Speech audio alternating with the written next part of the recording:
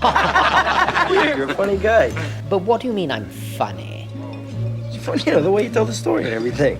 But how on earth am I funny? It's just, you know, you're just funny. It's Oh, I get it. It's my petite arms, isn't it? not just, you know, how you tell the story. What? Funny how, darling? Does an icon like moi amuse you? You know, you're funny. Do I look like a clown? A court jester, perhaps? A professional fool? I almost had you there, darling. Fuck out of here. Today's video is a kind of sequel to a recent video on the secret meanings, history, and traditions of the pinky ring. This time, however, we take a look at watches. In a little while, we'll discuss Tony Montana and his interesting Omega watch, modern pop culture's obsession with the bling phenomenon, in particular luxury watches, to understand why gentlemen, gangsters, and entrepreneurs wear them, their historical significance, and hidden meanings.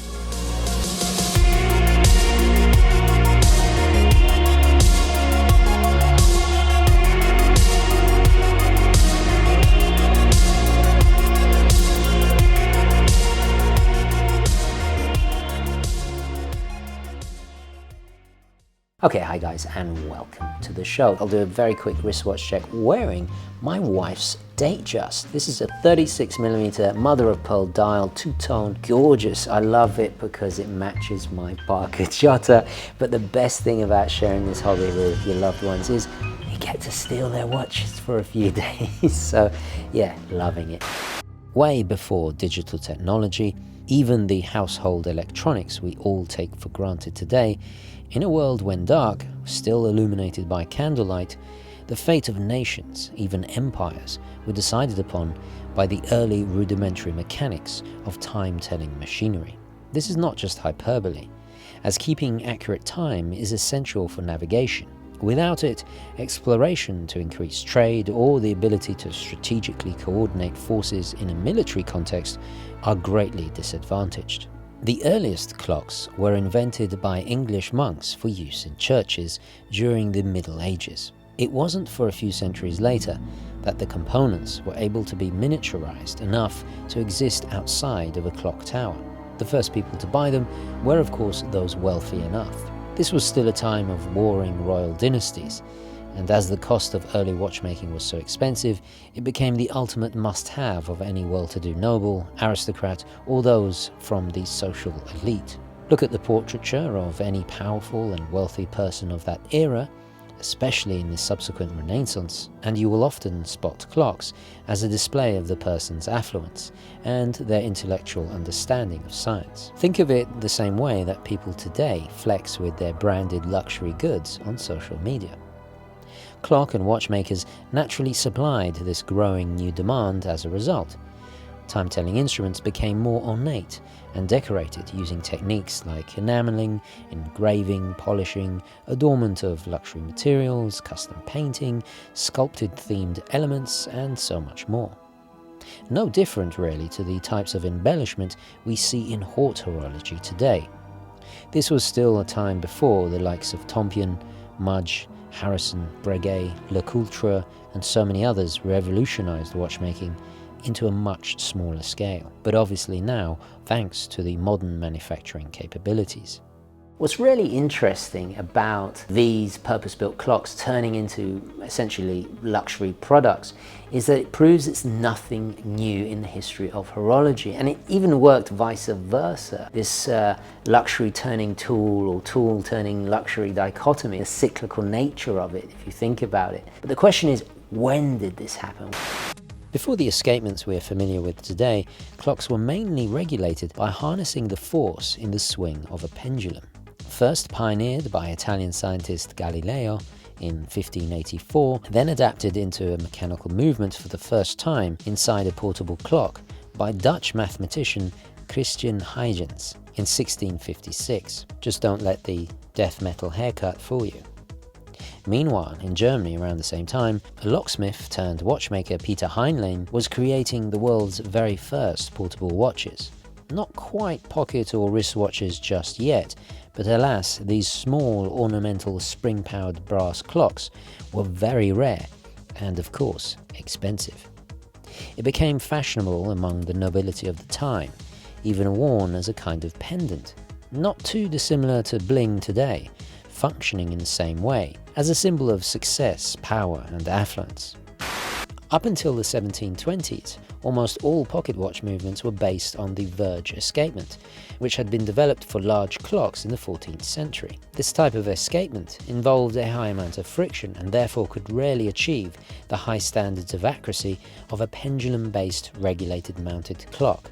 It wasn't until Prussian-born Abraham Louis Breguet perfected the lever escapement, invented slightly earlier by Thomas Mudge in 1755, that a domestic watch could keep time within a minute a day. To this very day, it still remains one of the most commonly found escapements in watches. Good luck, everyone.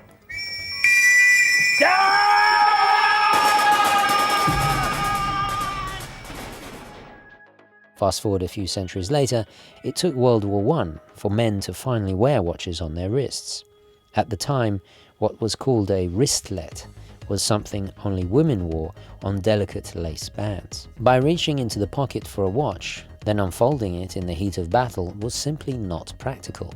In typical British military fashion, the solution was converted pocket watches with crudely soldered-on lugs, then fixed to a rugged leather strap around one's wrist. Post-war, it caught on as a trend, with those fortunate enough to survive. And so inevitably, the style of a pocket watch on the end of a chain and fob slowly began to die out in the interwar period. Now, my British grandfather, who's a big hero of mine, a role model, if you will, you might notice him GHW in the intros to a lot of my videos. I was fortunate enough to inherit a lot of his timepieces. In particular, is a solid gold Charles Frodsham. What's interesting is that he still wore it with his three-piece suit well into the 1950s. Quite extraordinary. Just like the tradition and meanings of the pinky ring, or signet ring, which I also inherited off my grandfather, wearing luxury watches became the norm for any man of success, even if that success was by nefarious means. Now, I've made a video on iconic gangsters and their watches before, so I will only give a few examples here. What is bootlegging? On the boat, it's bootlegging. On Lakeshore Drive, it's hospitality. I'm a businessman.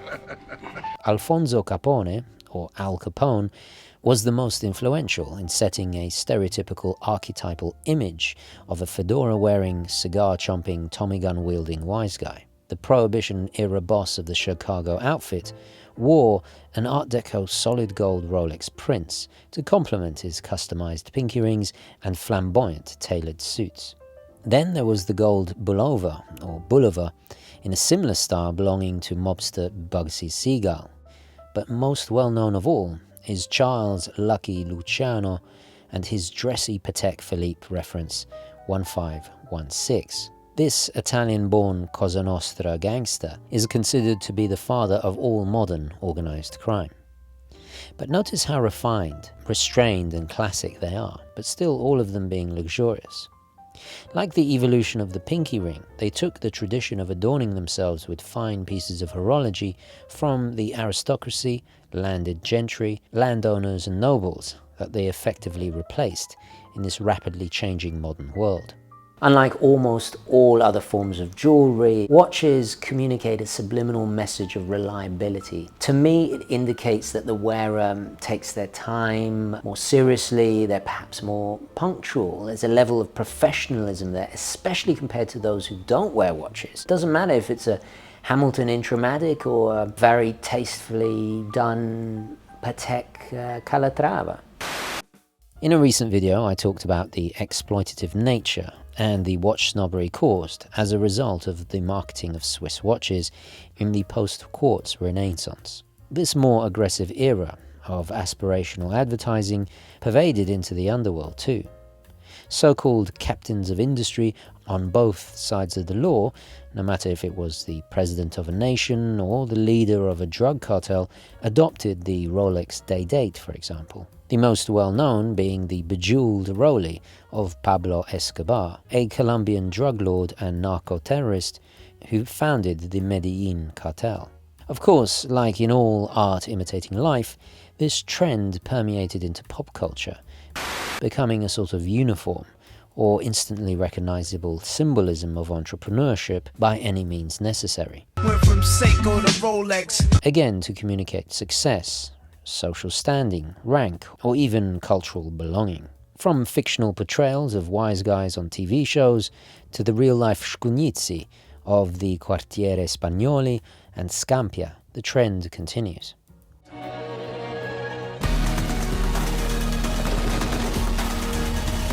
Già fai giovere sangue uscire.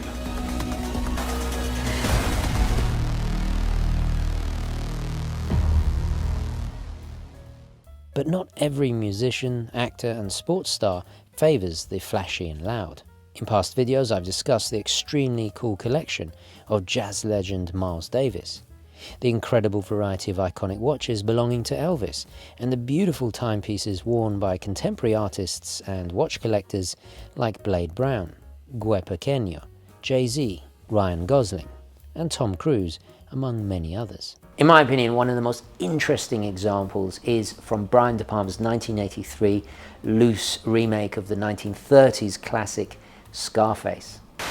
Many dismiss Scarface as a simple cliched gangster movie, maybe because they are distracted by the opulent uber-80s extreme nature of the movie, failing to see it for the multi-layered and intelligent character study it really is. The film is unrelenting in its glamorization of crime, wealth, drugs, guns, violence, and objectification of women, ultimately being a morality tale about the corrupt reality of the American dream or the pathology and futility of the acquisition of wealth. While almost comically over the top, this cocaine-fueled hyperreality is about the rise, paranoia, and self-destructive fall of Tony Montana, played by Al Pacino and written by Oliver Stone. All I have in this world is my balls and my word, and I don't break them for no one. Despite Tony being impetuous, vindictive, egotistical, and extremely volatile, he is also brave, shrewd in business, street smart, determined, and possessing enough fortitude to murder his way almost to the very top. Go too far, Tony. I ain't not, man.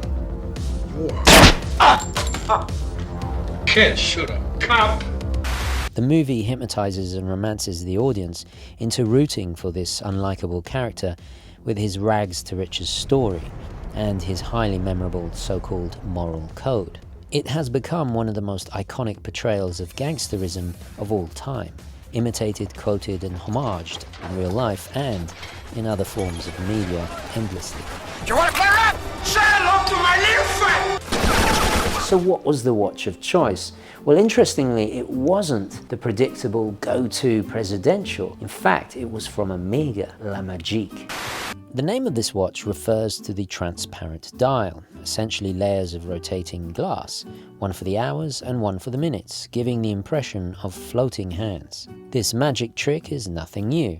It was a popular trend in clocks about a century before, obviously for those who could afford it. As for the shape of the Omega, some attribute the square gold quartz luxury watch trend to real-life dapper don of the Gambino crime family, John Gotti, and his rectangular Piaget Polo. The futuristic-looking Omega was a response to the quartz crisis, by utilizing the technology to achieve things previously super difficult to do mechanically on such a small scale. But it fits the role beautifully, not just aesthetically, but Omega too, kind of like Tony himself, squandered millions. This was part of a larger, last-ditched effort to stay relevant by developing super-accurate high-end luxury quartz watches, especially their quartz superchronometer constellations. The Omega La Magique also was unusual for not having a conventional crown. In some scenes you can see him wearing it, and in others a version with a crown, leading many to suspect it was in fact a Concord Delirium, or even a Piaget Polo. However, as there are clearly different watches, sometimes with or without crowns, we can only conclude that the costume department had multiple watches in a very similar style from that era, thus explaining the sometimes visible crown. The same thing happened with the Rolex Datejust in American Psycho, in one scene being a Seiko 5 in a similar two-tone, and then in other shots back to the Rolex. Now, despite being cutting edge for the time, it was a huge flop sales-wise, and inevitably the Omega brand had to be rescued, or purchased in this case, by the Swatch Group Limited in 1984, only a year later. The movie hints at Tony's sexual inadequacy, with money and power being the only way he can get a woman. But on a more profound level, it speaks of the self-loathing and discrimination faced by many immigrants who come to America seeking a better life. The film is obvious in its depiction of xenophobia towards those who speak another language. You want to have some ice cream with my friend of me? Get lost, greaseball. Similar in ways to the discrimination Al Capone and his family faced, as documented in the excellent biography Al Capone, His Life, Legacy and Legend. Among many of Tony's mistakes is the fact, fundamentally, and most likely stemming from a lack of father, he believes a man's value is only defined by his wealth. Tony, in a typical trait of the newly moneyed, needs others to see him as a winner in order to validate himself. This characteristic causes him to engage in consumerism on an unprecedented scale of excess and vulgarity. From keeping live tigers in his backyard to a home that looks like some kind of Palladian villa turned Las Vegas casino on LSD. We are a long way off the discreet, understated classical dress watches worn by the so-called men of honor, despite being criminals, obviously, wanted to appear legitimate in the eyes of others. Let's not forget, Al Capone, or Al Capone, was one of the richest men in the world before he was 30. Non è male per un ragazzo italiano di Brooklyn, eh? So what is the moral of the story? Well, there's nothing wrong with a little luxury, maybe even a little bit of bling, but less is often more, and too much can make one look cheap and unsophisticated. Wall Street's Gordon Gekko had the right idea by adopting the old money brand Cartier with his Santos as part of a disguise in order to be more like the people he openly hated and had to compete with. Bought my way in, now all these Ivy League schmucks are sucking my kneecaps. That's the thing you gotta remember about wasps. They love animals, they can't stand people. While he used a briefcase and not a machine gun in his crimes, he understood the power of appearing more legitimate and the art of utilizing luxury self-adornment to assist his ambitions in a more subtle manner, beyond his own humble roots. While the watch in Scarface was certainly a discerning choice, the movie, however, ultimately proves that money cannot overcome a Napoleon complex, or by class, sophistication, good taste, sexual prowess, freedom, or even happiness, the latter being the only true luxury in life. Right, so there we have it. Don't forget to share your thoughts in the comments and to ignore the scammers, but definitely add your feedback. I love hearing your opinions. Don't forget to like the video. Best way to support the channel, especially if you want to see more free and independent content like this. Share with your friends, etc. Thank you so much for watching. I will catch you in the next one. Onwards and upwards. Ciao.